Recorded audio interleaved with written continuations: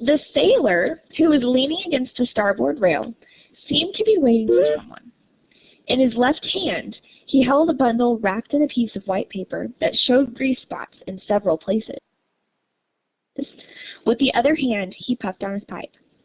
A thin young man came out from behind some freight cars, stopped a moment, looked towards the sea, and then continued walking along the edge of the dock with his hands in his pockets, unconcerned or lost in thought.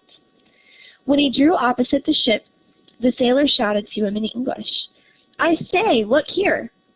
The young man raised his head and without stopping answered in the same language. "Hello? What? Are you hungry?" There was a short silence during which the youth seemed to be thinking. He even took one step shorter than the others, as if he were going to stop. But finally, smiling sadly at the seaman, he said, "No, I'm not hungry. Thank you, sailor." "Very well." The sailor took his pipe from his mouth, spat, put the pipe between his lips again, and looked away. The youth, ashamed that his appearance should arouse feelings of charity, seemed to quicken his pace, as if he were afraid he might think better of his negative answer. A moment later, an impressive tramp with blue eyes and a big blonde beard, who was dressed outlandishly in ragged clothes and huge, broken shoes, walked in front of the sailor. The latter, without calling him over first, shouted at him, "Are you hungry?" The question had not even been completed when the loafer, looking with gleaming eyes at the package the sailor held in his hand, answered quickly, "Yes, sir, I am very much hungry." The sailor smiled. The package flew through the air and landed in the eager hands of the hungry man, who did not even thank him. Opening the bundle, which was still slightly warm, he sat down on the ground and rubbed his hands in glee as he saw its contents. A dockside derelict may not know English, but he would never forgive himself for not knowing enough to ask anyone who speaks that language for something to eat. All right, Ryan, you ready to read?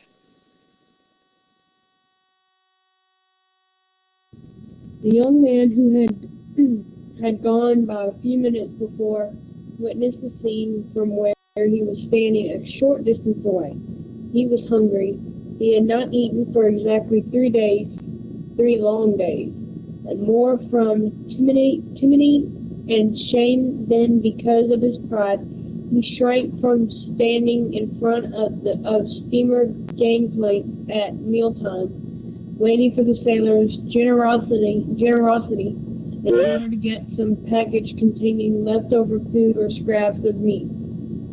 He could never do that. He would never be able to do it. And when, as in the recent incident, someone offered him his leftovers, he would decline them heroically, but with regret, because refusing made him even hungrier.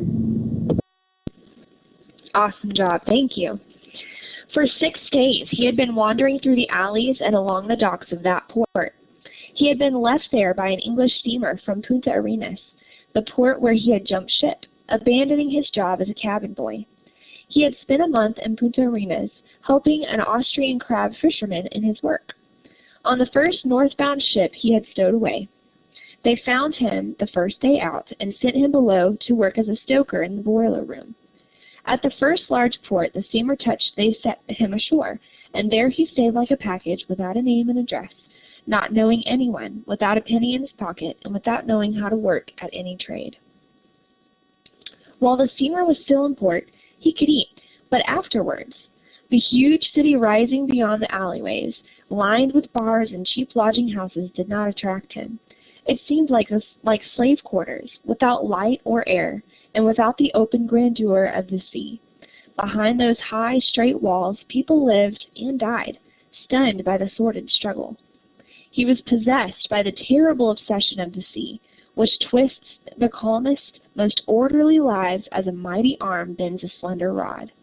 Although quite young, he had already made several voyages along the coast of South America, in different ships, working at various jobs and tasks, all of which had practically no application on land. All right, Zoya, take it away.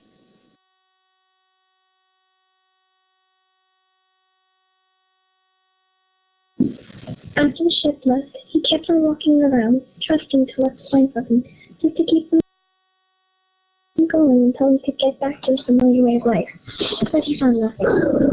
There was little activity at the port, and a few ships were there, where there was work being signed on. The place was full of professional vagabonds wandering around, unemployed sailors like himself who had jumped ship or were fugitives from the law, workers resigned to idleness, who kept alive somehow or other by begging and stealing, counting the days like the beads of some grimy rosary, waiting for something extraordinary to happen, or not waiting for anything. Men of the strangest and most exotic races of nationalities, even types in whose existence one does not believe until he has seen a living example. Awesome, thank you. The next day, convinced that he could not last much longer, he decided to try any means to get food. While walking along, he came upon a ship that had come in the night before and was loading wheat. A line of men kept walking back and forth across a gangplank, carrying heavy sacks on their shoulders from the freight cars up to the hatches of the ship's hold, where the stevedores took over. He stood there watching for a while until he got up courage to speak to the foreman and ask for a job. He was taken on and quickly joined the long line of loaders. During the early part of the day, he worked well, but later he began to feel weak. As he walked along with the load on his shoulders, he felt dizzy and would sway on the gangplank when he looked down between the side of the ship and the wall of the dock into the frightening chasm where the water, flecked with oil and covered with debris, gurgled softly.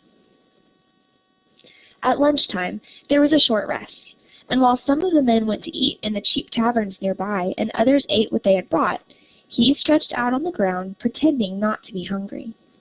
He finished the day's work completely exhausted, covered with sweat, and down to his last ounce of strength. While the longshore men were drifting away, he sat down on some large sacks, waiting for the foreman. When the last worker had left, he went up to him, embarrassed and hesitant, though he did not tell him what the trouble was.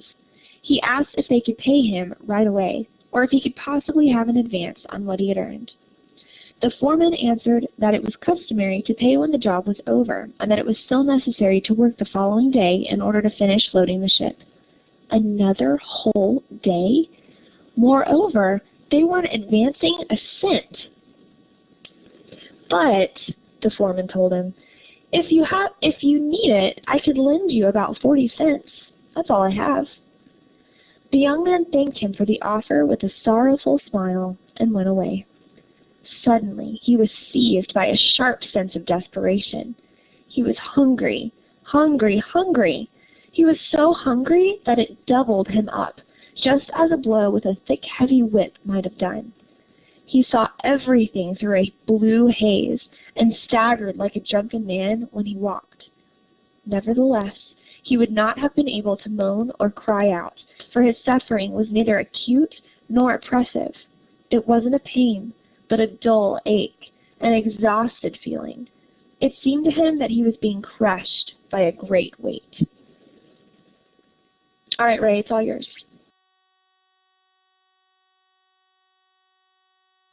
Suddenly he felt a kind of burning sensation in the pit of his stomach, and he stopped walking. He kept bending down, slowly doubling up like an iron bar being bent by force. He thought he was going to fall. At that moment, as if a window had been opened before him. He saw his home and the countryside around it, his mother's face and the face of his brothers and sisters. Everything he loved and cherished appeared and disappeared before his eyes. Shut with sheer Fatigue. Fatigue is just being tired. Fatigue. Then little by little the giddiness. Yeah, that's right. Giddiness went away, and as his burning stomach gradually cooled, he slowly straightened up. Finally, he stood erect. Breathing heavily. One more hour, and he would fall fall senseless to the ground. Awesome, good job. He quickened his step as if he were fleeing from a new attack of dizziness, and while walking along, he determined to go in and eat anywhere without paying, ready to be ashamed, beaten, jailed, anything. The important thing was to eat. Eat, eat. 100 times his mind kept repeating that word. Eat, eat, eat, until the term lost all meaning and left him with a feeling of burning emptiness in his head. He had no intention of running away. He would say to the proprietor, "Senor, I was hungry, hungry, hungry, and I have no money to pay. Do what you wish." He reached the first city blocks, and in one of them found the dairy. It was a bright, clean little shop, full of small marble-top tables. Behind the counter stood a blonde lady with a spotless white apron. He chose that store. The street had little traffic. He could have eaten in one of the cheap taverns near the dock, but they were always full of people drinking and gambling. In the dairy there was only one patron. He was a little old man with glasses, with his nose buried in the pages of a newspaper. He seemed motionless, reading there, as if he were glued to the chair. On his table was a half-empty glass of milk. The young man walked up and down on the sidewalk, waiting for him to get out. Little by little, he was beginning to feel that burning sensation in his stomach again. He waited 5, 10, as much as 15 minutes. Tired, he stood to one side of the door. From there he looked harshly at the old man. What the devil could he be reading so intently? He finally came to imagine that the man was an acquaintance who knew his intentions and had set out to frustrate them. He felt like going in and saying something rude to make him leave, an insult, or a sentence that would make him understand that a person had no right to sit there reading for such a small purchase. Finally, the patron finished his reading, or at least interrupted it. In one swallow, he drank down the rest of his milk in the glass, got up slowly, paid his bill, walked over to the door, and went out. He was a little man, bent with age, who looked like a carpenter or a painter. As soon as he was in the street, he adjusted his glasses, stuck his nose in the newspaper again, and walked off slowly, stopping every 10 steps to read more carefully. The young man waited until he was out of sight, and then went in. For a moment he stood at the door, trying to decide where to sit down. Finally, he picked out a table and went toward it. Halfway there, he decided against it and stepped back, bumped into a chair, and then sat down at a corner table. The lady came over, wiped the table top with a cloth, and with a gentle voice, in which there was a trace of Castilian accent, asked him, "What will you have?" Without looking at her, he answered, "A glass of milk." "Large?" "Yes, large." "Just milk?" "Is there any sponge cake?" "No, just vanilla wafers." "All right, vanilla wafers." "Okay, Sarah, it's all yours." When the lady turned away, he rubbed his hands on his knees in cheerful anticipation, like someone who feels cold and is about to have a hot drink. The lady returned and placed for him a big glass of milk and a plate full of vanilla cookies. Then she went back to her place behind the counter. His first impulse was to drink down the milk in one gulp and then eat the cookies. But immediately he thought better of it. He sensed the woman's eyes were fixed upon him, watching him curiously. He did not dare to look at her. It seemed to him that if he did so, she would become aware of his frame of mind and his shameful intentions, and he would have to get up and leave without tasting what he had ordered. Awesome, thanks, Sarah. Slowly, he picked up a vanilla wafer, dipped it in the milk, and took a bite. He drank a sip of milk and felt the burning sensation, which had returned to his stomach, diminish and disappear. But at once the reality of his desperate situation rose before him, and something hot and clutching rose from his heart to his throat. He realized that he was going to sob loudly. And although he knew the lady was looking at him, he could not choke back or undo that fiery knot which was growing tighter and tighter. He fought it off, and as he did, he went on eating rapidly, fearfully, afraid that weeping might keep him from eating. When he finished the milk and cookies, his eyes clouded over. Something warm rolled down his nose and fell into the glass. A terrible sobbing shook him from head to foot. He rested his head on his hands, and for a long time he wept. He wept with sorrow, with rage, with a longing to weep as though he had never wept before. He was bent over, weeping, when he felt that a hand was stroking his tired head, and a woman's voice, with a soft Castilian accent, was saying, "Cry, my son, cry." A new wave of weeping flooded his eyes with tears, and he cried as forcefully as if he had at first, but now not with bitterness, but with joy, as he felt a great coolness flood through him, putting out that hot something that had clutched his throat. While he wept, it seemed to him that his life and his feelings were being cleansed like a glass beneath a stream of water, and were regaining the brightness and firm texture of other days. When the spell of weeping passed, and he was calm again, he wiped his eyes and face with his handkerchief.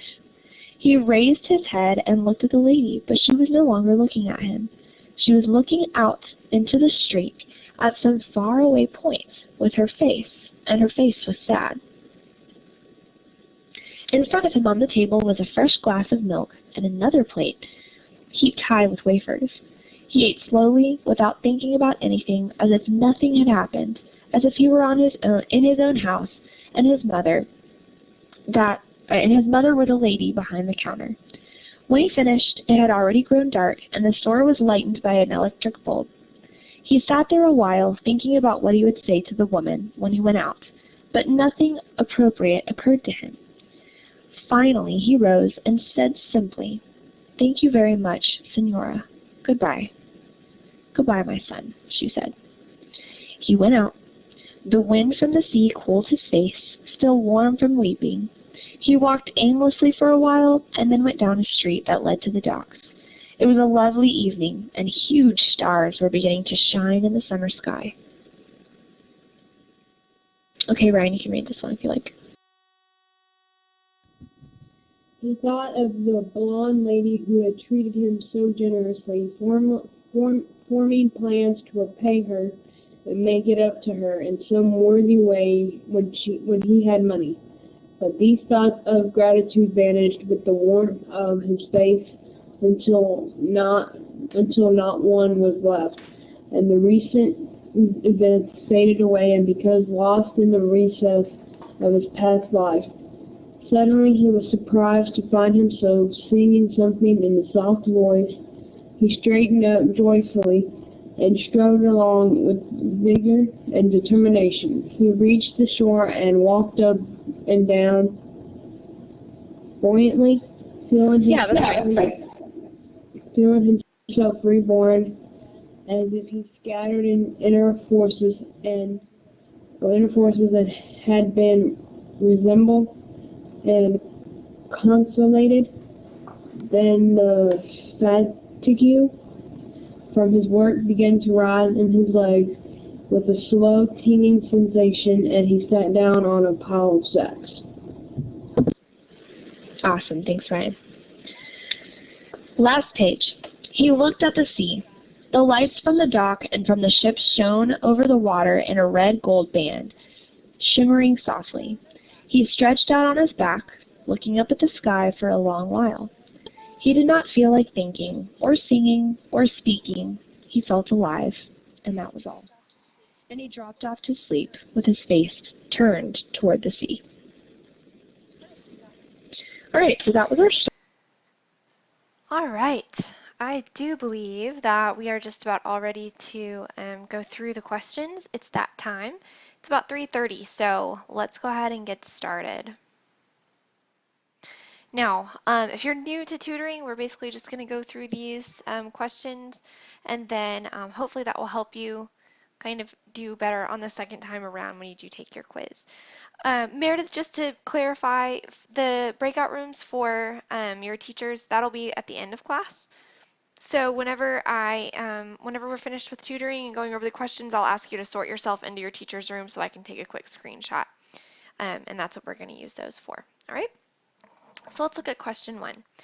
In the glass of milk, after the woman helps the boy, the author says she gazes out at the street at a distant point in space and her face seems sad. Which of the following can the reader infer from this detail? So we're looking at 4 options of what we can infer. And when you infer something, that means that you're kind of taking a guess. All right. So we have A, the woman feels sorry for the boy and others in a similar position. B, the woman dislikes the boy and wishes she hadn't helped him. C, the woman wishes other people had helped the boy. And D, the woman is embarrassed by the boy's behavior. So what I want you guys to do, I'm going to open up the whiteboard tools. I want you to maybe underline or box or something parts of that quote that help you decide which answer that you're going to give. So once you've done that, we might discuss a little bit, but I want to see everybody respond to the poll with at least one of their answers. And if you want to explain in the chat why you chose the answer that you did or why you didn't choose one of the answers, then that would help others of us who are having a little harder of a time. So do a little bit of that. I'm going to be making note of who participates today just so I can make sure and get you guys an extra chance on that quiz. So I'm going to set about 1 minute for you guys to do that.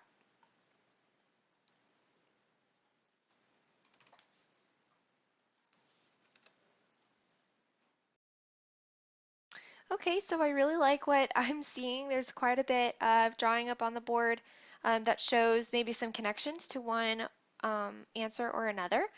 So we have someone, I guess, circling and underlining parts where it talks about her being sad or gazing out.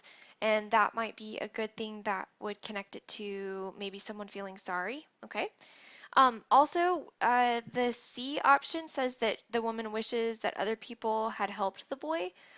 I don't see a whole lot of support for that answer yet, but I think you guys have done a good job of pointing out the 2 top answers. And so I do think that y'all are right about marking off B and C. What I'm going to do though is I'm going to clear off some of the markings just so we can look at what we're deciding against. And so the woman dislikes the boy and wishes she hadn't helped him. So I don't think we see that in the story at all. If you've just reread over the story, you know that she does help him and she doesn't regret it because we don't really see any evidence of that. So good job on marking that answer off. But D says the woman is embarrassed by the boy's behavior. We don't really see any kind of indication that she is embarrassed. She just looks sad. And it's after she helped him and she's gazing out at the street as though thinking about maybe others or I don't know. Those are the 2 top answers for sure. So if anybody has more of an explanation of why they chose A or C, you can give that to us and we can discuss. But otherwise, we're just about ready to move on. I do think we've identified the 2 top answers. I am going to do a quick MIA check. The boy even imagined the man was his enemy, who knew his intentions and had decided to frustrate them. He felt like he felt like entering and saying something insulting that would force the old man to leave, a rude word or phrase that would show him he had no right to sit there reading for an hour for so small a purchase. Okay? All right, so on this particular passage, we have some pretty strong words that are being used here, and I highlighted them in blue in the passage. So frustrate, enemy, rude, and purchase are all part of that passage. So the question is asking you to find the word that does not build a mood of restlessness and anger. So we know that restlessness and anger has a negative connotation. So which of those words also have a negative connotation?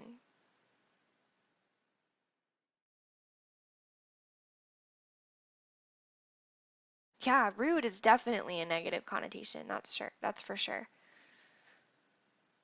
What about enemy? Does that have a negative connotation? Do you just love your enemy?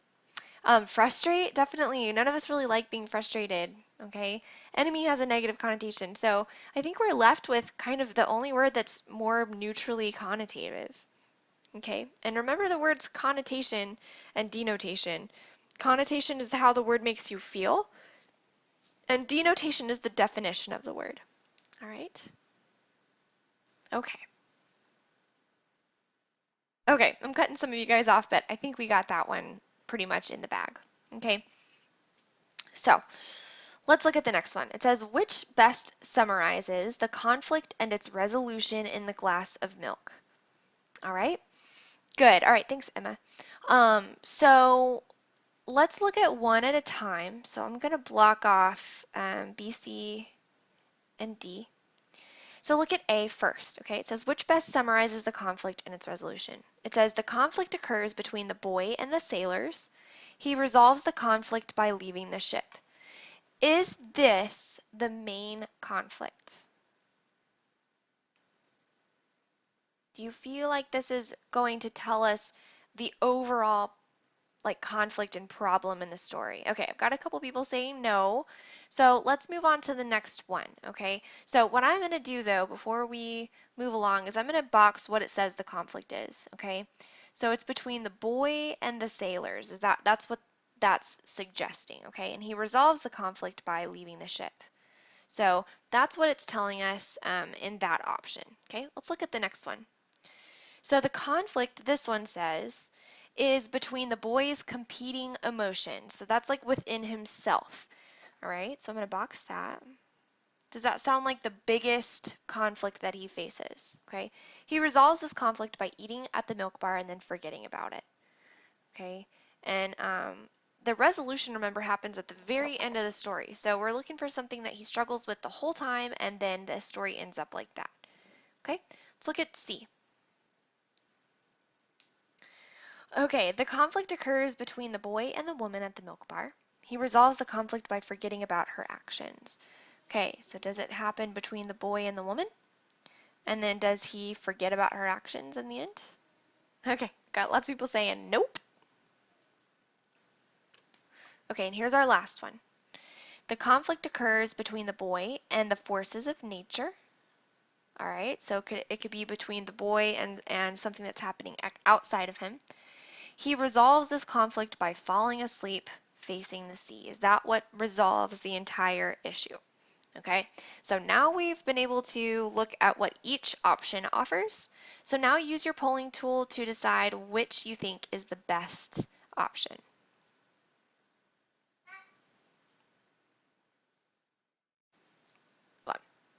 Okay, which words best help the reader understand the meaning of the word tramp in the following sentence from the story? All right, I need someone to look up the word tramp, okay? We don't want to Google image this. We just want to look it up so that we can get a definition like for kind of an old-timey type of tramp, okay? Because it kind of has like a really negative connotation right now in our current situation, our current world. So we don't want to get too crazy with that. But we do need to look up the word tramp and see what the definition, what the denotation of that word is. That's a definition from the dictionary, okay? And then we're going to define by using that. Okay, there we go. Yes, thank you, Emma. That is perfect. A tramp is someone who travels from place to place. Okay, so they're going a long way. They're walking a lot. They don't have a permanent residence. They don't have somewhere they're living. They're much like a homeless person, but they travel a lot. Okay, that's what a tramp means. Yes, on foot or someone who's begging. Perfect, Emma. Thank you. Okay, so now that we know that about a tramp, we're going to read this little passage and see which words help us understand. A moment later, an impressive tramp with blue eyes and a big blond beard who was dressed outlandishly in ragged clothes and huge broken shoes, walked in front of the sailor. Okay, so look at our options. Dressed outlandishly, that's our first option. B, ragged clothes and broken shoes. C, later and impressive. Or D, blue eyes and big blonde beard.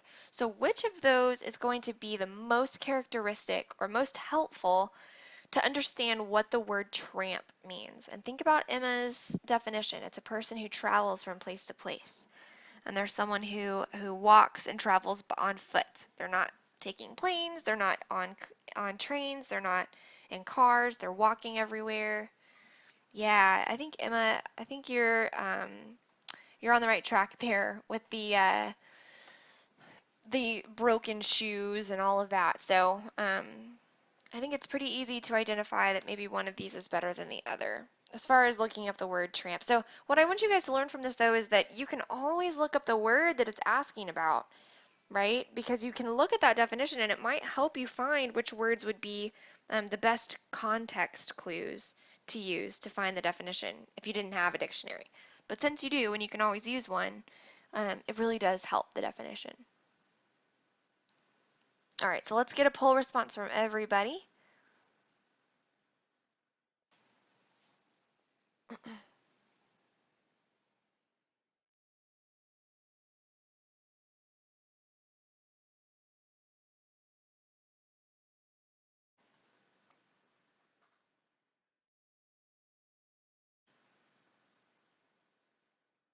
All right.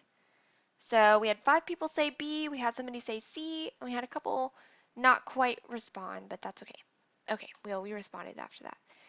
All right, good. So the theme of this short story can best be voiced as what? This is our last question, guys. We're almost done. So somebody define theme for me. You can put it up on the board in the blue box, or you can put it in the chat. It's okay, Janaea. I know. Sometimes I'm like, come on, guys, hurry up. And you guys are just taking your time, and that's okay. All right, so I'm going to clear our responses. So the theme of the story, what is theme? Someone define theme for me before we look at our options.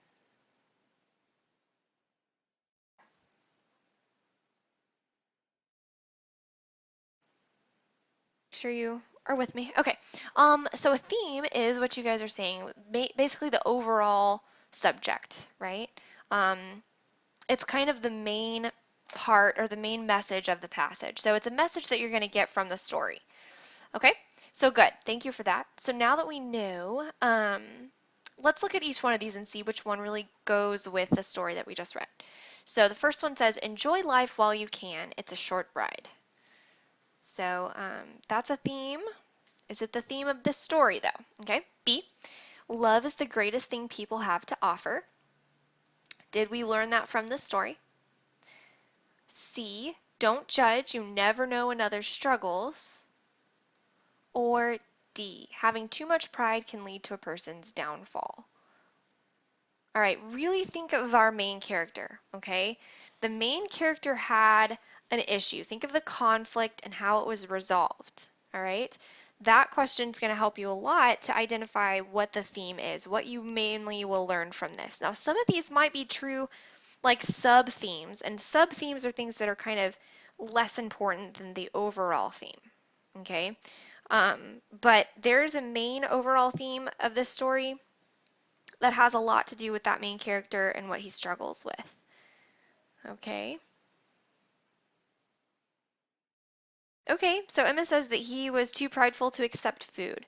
So she says D. And I see a lot of you guys are thinking C or D.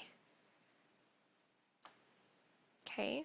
Emma, I really like how you explained your answer. If anybody else wants to explain their answer, then that is a great idea. Christian, I'd like to hear from you just to make sure you get your opportunity to retake your quiz. Sean says it's definitely D.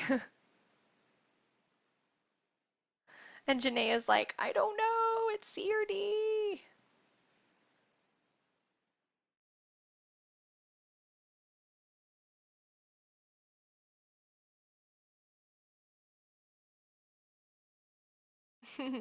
Okay, I cannot give you the answer that is correct, but I would like to share what everyone else is thinking. So get your poll response in on the answer that you think you'll go with on your quiz.